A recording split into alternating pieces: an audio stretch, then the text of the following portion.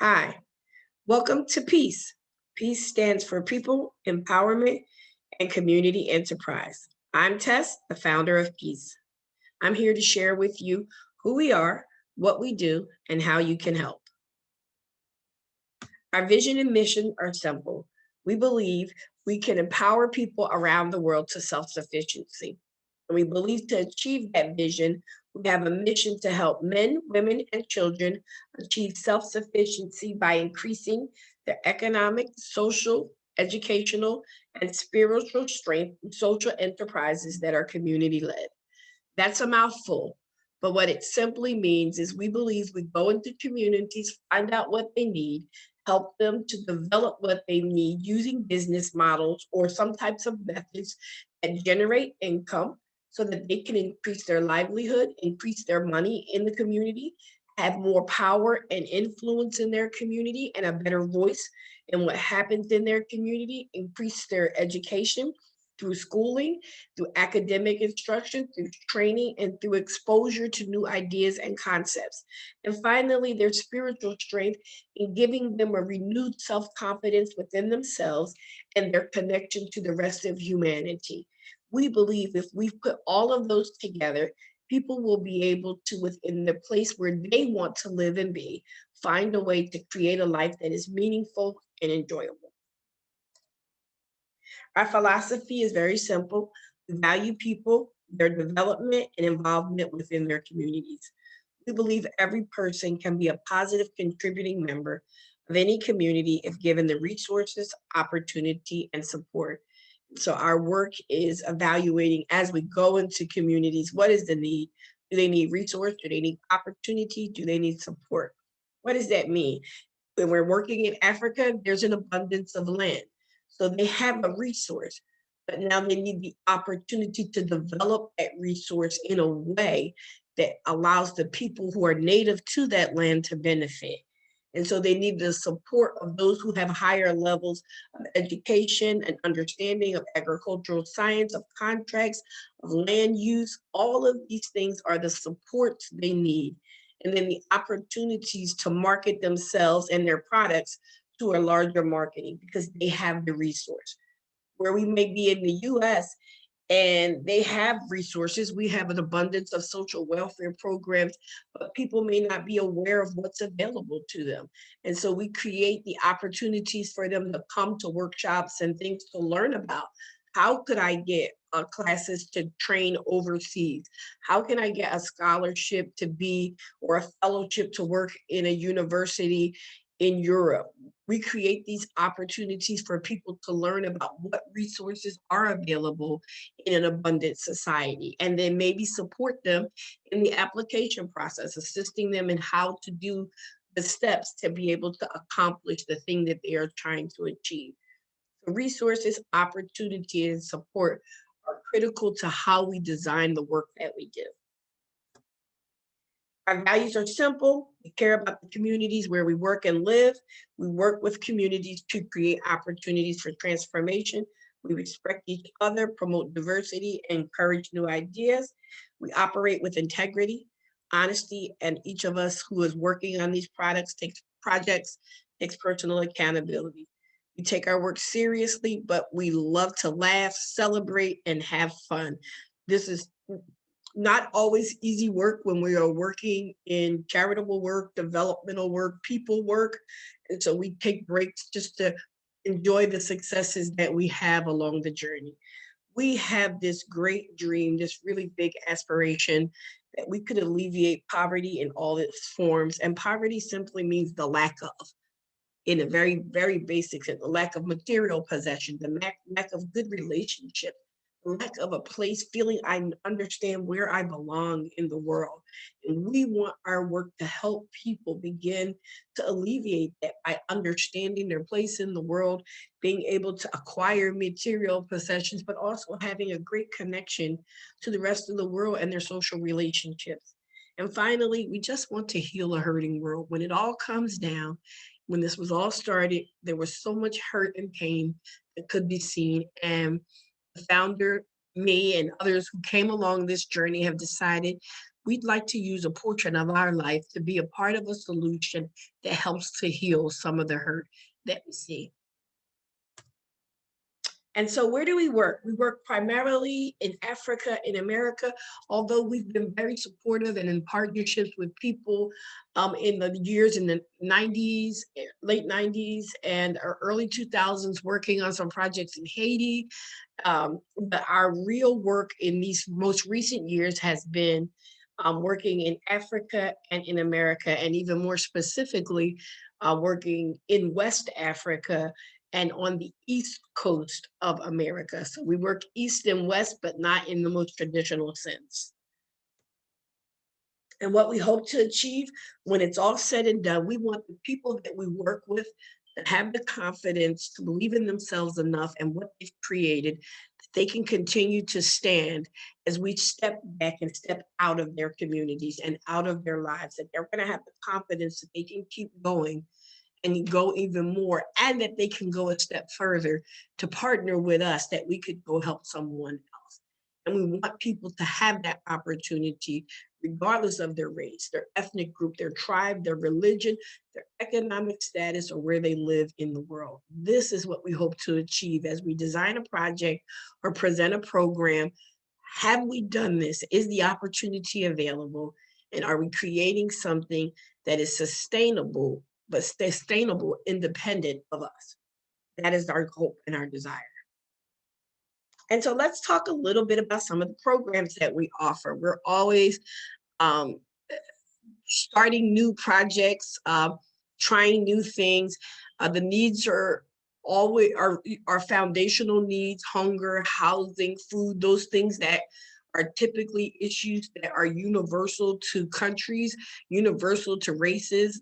The needs tend to be global type issues, but then we look for creative ways to address them in the specific communities. We really tailor it down to who exactly are we trying to help. And so there might be the bigger issue of hunger, but what is the real need around food insecurity in this particular group of people that we're trying to serve? And so our programs are very tailored down to specific types of work. And so let's take a look at some of the things we do. Our very first program started in 1999 was the Peace Council. It continues to operate today. It operates as a summer camp. It operates as a 6-week program. It operates as a 2-day seminar. Sometimes it operates, we do it annually, as a fundraiser for adults. But what it has been is this idea that children can learn about other cultures other than their own, and begin to understand what makes them similar, what makes them different, work in multicultural groups, multi-ethnic groups, and then begin to see themselves as not just citizens of a particular country or belonging to a particular racial or ethnic group, but that we are also citizens of the world, and there is a connectivity among us all um, through our humanity. And if we look through the lens of that, we might begin to understand, whether we appreciate or not, understand what makes someone value and appreciate the things that are important to them. And so that's really, we use art, music, food, interactive games to help kids do that. So they're able to sample different foods, listen to different music, look at different arts, and ask really good questions of each other, and then work on projects together to see that there is unity, and there is an impact that happens when we set aside the things that are different to us as negatives and begin to use those differences to find commonality and benefit from where one has more ability in this area versus another in another area. And we use all that we are to do some other good in the world. We can collectively make a big impact. So the Peace Council has been running since 1999. Was the first project I ever did, so it is special to us. It will always be around. We're always looking for volunteers to participate and help us teach the classes, work with the kids, and explore the art, music, and food, making it interesting. This program is done only in the US, although in 2020 we began the process of launching it as a virtual type program so that we could add a layer of it of conversations and communication with children from other countries. But as it stands right now, it is predominantly a US program. Our project that we were able to do in 2020 during the year of the pandemic, we were still able to complete this project, which is the Peaceful Community Center in Sierra Leone, West Africa. It is a building that houses social services. It provides emergency housing for women and children who are rescued from human trafficking, domestic abuse, and just extreme poverty. It has a learning center in it for adult literacy programs for those adults who are 25 and over who have never even completed elementary school or did not attend school at all. It has equipped them with functional literacy. It has a girls' school in it, which allows us to teach girls leadership and science. And it's a place for the community to come and meet and talk about the things that they are important to them and give them a voice and a platform to meet with local officials and design projects that are going to help them to prosper. We are very proud of this one because we were able to do it during such a difficult time, and two, because of what we believe it provides to this particular community that we serve. Peaceful Community Center is always looking for virtual teachers for the teach the classes that we teach. We're looking for mentors who will come in and talk to some of our club groups. We're also, if you're wanting to visit in person, we'd love to have people who come and visit. We have space, as you can see, we have a house there. There's housing available for people who want to have short-term stays. And we're also looking for school supplies and materials. We're always looking for things. There's more need than we have supply. So please reach out to us if you're interested in learning more about the Peaceful Community Center.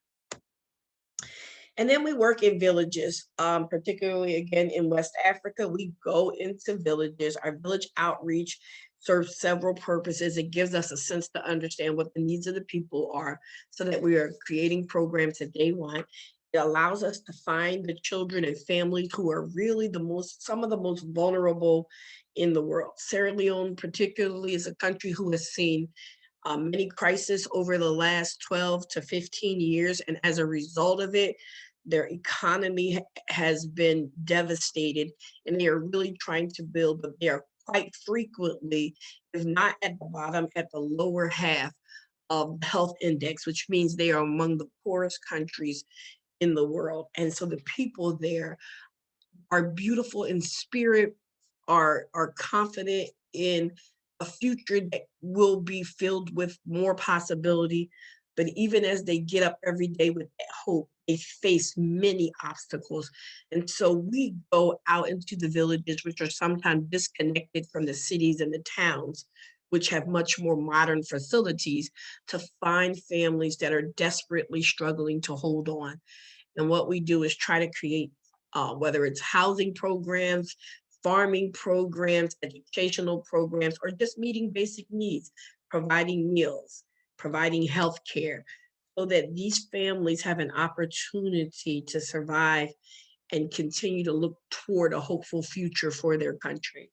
And so we also go into these villages and we do play days, fun days. When you are living in difficult times, very often it's not easy to think about spending time doing things that don't involve your survival. And so we come in, give out balls, and to make a meal day. We call it the Big Cook Day, give away food, solar lamps, all of these things so that for a day, the children can be children in the community, the adults can rest their minds, laugh a little bit, and continue to have hope that the future is bright. One of our special projects that we started in about 2015 is the food distribution. We do this both in the US and in Sierra Leone. There are hungry people around the world. Whether you are living in a community that has a strong infrastructure with all the basic systems, there are still people here in the US going to bed hungry every night.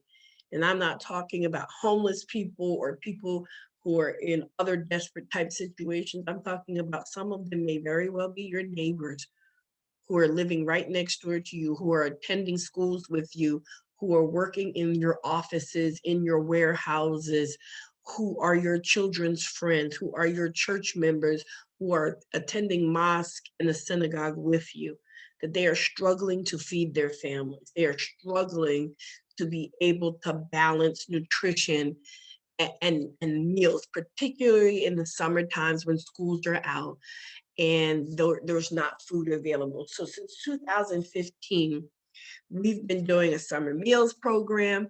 I'm here in America partnering with several agencies in the state as an organization where we distribute meals and we package that process in a free enrichment program where we set up games and activities and make it a safe drop-off site for young people to just come to, pick up a meal, hang out, talk to an adult, play some games, meet friends, listen to music, and it costs parents nothing.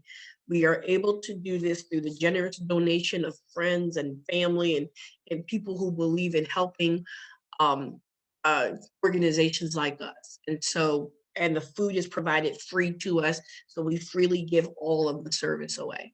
We also have a weekly meals program that we do in Sierra Leone, West Africa. We have been since 2016 serving um, at minimum 100 meals a week. Sometimes we're up to 125, 150. And then that's every Sunday we serve that meal, anywhere from 100 to 150 meals on a Sunday. And then during the week, we drop off foods to families that are more vulnerable. But our Sunday meals program provides a hot meal every Sunday to anyone who wants it at no cost to them. They're able to come and receive this meal. And we're doing that in Sierra Leone as our most immediate response to hunger. We have other strategies that we do to address hunger in more long-term ways, but this is addressing the person that today I have nothing to eat. I don't know where I can eat, that we put the word out, you can come and eat with us. Uh, and that might not solve your future, but it solves a need today. And so we get 100 to 150 people fed every Sunday since 2016. We also do something called the Big Cook, where we go into the villages, meet with the chiefs and the community, and we pick a day that ties to that fun day I was talking about, where we provide all the supplies that are lacking. So if the village has a few things and they need the rest, if they have nothing, we bring it all in and we provide it. And as we're there, we're sitting and talking to the leaders to find out what other needs are there. But this is just a day for them. Everybody has a great meal and enough left over to feel satisfied for that day and the next. And then last, you'll see down in this picture, we've had a partnership on several occasions with Trader Joe. We've gotten foods from other sources, and we do 500 grocery bag giveaway just to meet the needs of the hungry people here in Philadelphia and in the surrounding suburbs of Philadelphia. So we'll pick a day, go out and distribute. When we pack that band up with everything from breads to fruits to meats to vegetables, we give it all out in one day. And so these are our efforts as an organization to begin to address hunger in its most immediate form. These are responding to people's individual need to eat on any given day. And then we have a program in West Africa called the Women's Small Business Project. Africa is, particularly Sierra Leone, is a country where people live really on $2 a day and sometimes maybe $3 a day. It's not a lot of money, and it's even more difficult for women to be able to earn money. And so they go out and they sell. And as they sell products walking up and down the street. And what we're working on with women is how to teach them to run stores and small stalls effectively so that they don't have to walk the streets in all types of weather, going around the communities to sell, but that they can create shops near their homes and within their homes. And so the Women's Small Business Project teaches women about business, how to run small businesses, and they earn money while they're doing it. Our newest program, housed inside that peaceful community center, is the Madam Test Girls Academy. It is obviously near and dear to my heart as it has my name. And it is a science school for girls in senior secondary and leadership. We're trying to prepare girls in Sierra Leone who struggle to finish secondary school, who struggle to go to university, and who are very limitedly represented. They don't have much representation of a Sierra Leone girl in the sciences, in the world, and even within Sierra Leone itself. And so this work we're doing here is to provide quality education today, but it also has the long-term impact of being able to have Sierra Leone women, girls grow up to be women who are leaders in the fields of science and in leadership roles. So they will then be able to turn back and cultivate and mentor more girls. This is the project where we have the greatest need for teachers and for mentors to guide the girls' instruction, math, science, arts, just even life skills and civics. And so we're always looking for volunteers to help us with this school. What makes this school also equally unique, it is a private school. The girls here who attend the school are either able to attend by a scholarship funded by someone, or their parents may be at a position within the country where they can afford to pay for the daughter's school fees. We do not take profits from those school fees. This is not something we do as a profitable venture. Whenever we have over or what would be qualified as profit from this, that is the money that is used to fund our remedial programs and our agricultural programs. This is an example of how we brought a program into a community. There was a great need for better science programming and leadership programming for girls. And so we've created that. It's a social enterprise. It generates some revenue, but then that money turns around and helps us to feed the people in that same community. And then we have some other educational programs. Long before we started the girls program in 2016, we started and partnered with a family, Jacob Conte and Mohammed Sori Conte, to create Sierra Leone International Academy. Peace has always been their partner as a social welfare agency addressing the social needs of the people, of the families in attending the school. The school started with 45 kids and is now almost to 400. This is a boys and girls school, and it teaches history, leadership, math, and sciences as well. There's a picture here up on the left-hand corner. That's our remedial program. Our remedial teaches basic functional literacy for adults who are 25 or older, who have either never attended school or they attended school and stopped what would be considered primary level here in the US. That means elementary school. And that might have been more than 25 years ago. For some of them, many of our students are in their 40s and 50s and have had a desire for their life to be able to read and write their own name in English and just some basic things. And so that's what that program offers. We are so excited about it. And it is what the Girls Academy's revenue helps to fund. We also do leadership training for, though there are professionals, many people aren't always aware that even in developing countries, it doesn't mean the entire country is without any educated people or without any professionals. It just means there are not enough.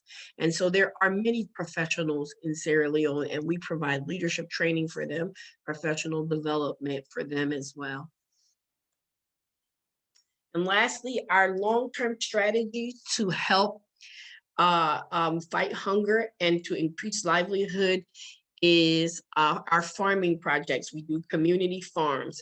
And what makes it a little bit unique, we come in to a community that either has land and at one time farmed, but because of different things that happened during the civil wars or Ebola, people who were there in that village have since left, and with them may have gone some of the expertise on how to cultivate the land, as well as it might be a village filled with more older people who now don't have the stamina to go out and do the traditional farming. And so we come back into that village to try to bring back that land by recruiting people from neighboring villages to come in and support who are young, who need income, and also by teaching some more modern technologies.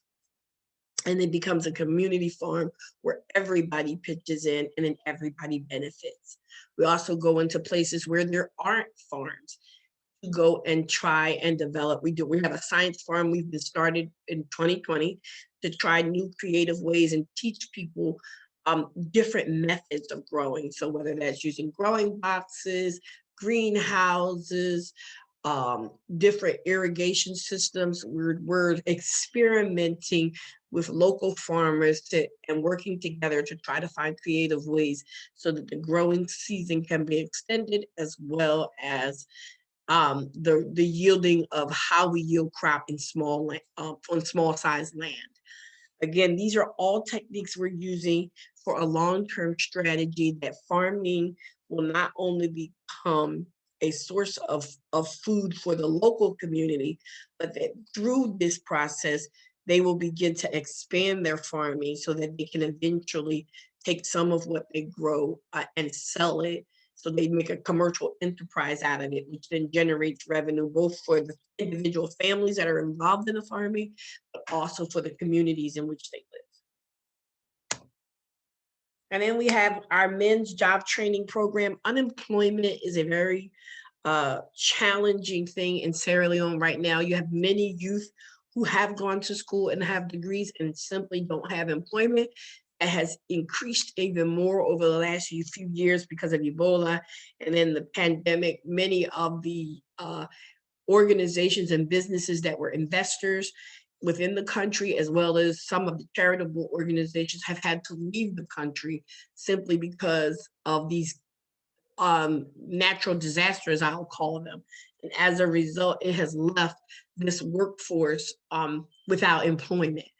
And then there's also just not nearly enough opportunities. Maybe people are educated in things that are not what the job market is offering at this time. And so there's a disconnect between the skills that Sierra Leone may have for the needs of those that have remained as investors and creators of jobs. As a result of that, we've begun job training programs that teach new skills such as security training and ecotourism. And so this is a great place for people to also mentor and to volunteer to help us with online, particularly those in the trades. And if you're a group who wants to go and visit and begin to give hands-on training. But this program specifically targets men and young men so that they can get some form of gainful employment to be able to take care of themselves and their family, and employment based on what the job market currently offers. So how do you get involved? Throughout this presentation, I've been telling you about we're all volunteer organization. One of the best ways that you help us is to donate your dollars, your leones, your pounds, your yen, whatever money that you have. Because when you donate money, it does two things. If we are here in the US, it allows us to buy in bulk. As we put all your money, donated money together, we buy in larger portions, which reduces our costs and allows us to ensure that we have supplies for a longer period of time. When we are over in Africa, your dollars help us to go farther because our money is more valued than their money.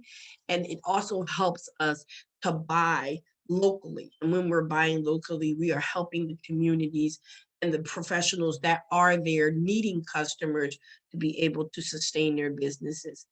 So that is one of the best ways to give us. It helps us to really plan the strategy for our year when we can have dollars. And I tell people all the time, $20 can help us feed families. $5 a month, $10 a month, which is not even you giving up your coffee or tea for a week. It's probably equal to some people's gym membership or a Netflix account for an entire month.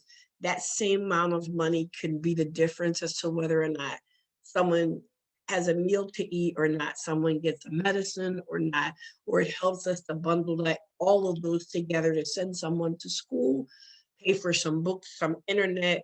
You would be surprised at the huge impact a small amount will give.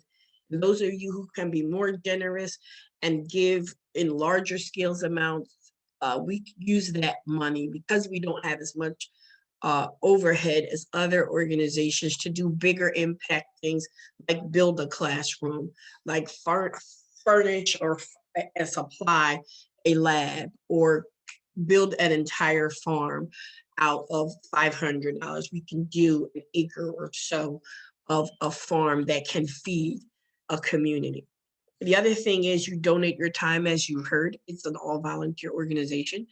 So there are never enough hands. I think there's a saying that many hands make the work light. And we can always use more hands, more creative minds, more brilliant thoughts, more supporters of our work. So donating your time can mean participating in some type of virtual volunteering opportunity. It can mean organizing a Facebook or Instagram or some other social media fundraiser.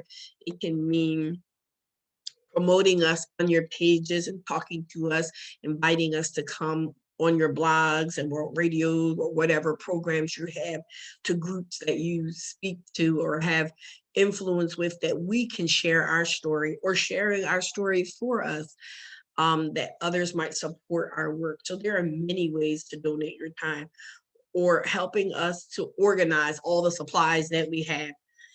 Donate supplies. We used to do donations all the time, but as uh, the our reputation has grown and people want to give more to us, has been great.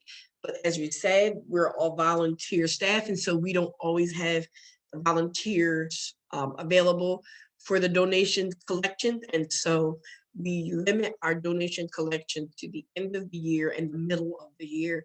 And during those times, you can always donate supplies.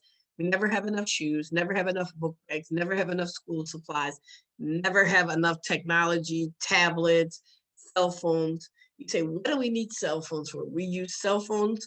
When you strip them down, we're able to use them to record MP3 files with lessons on them, with instructions on them, and translate them from English into the native languages.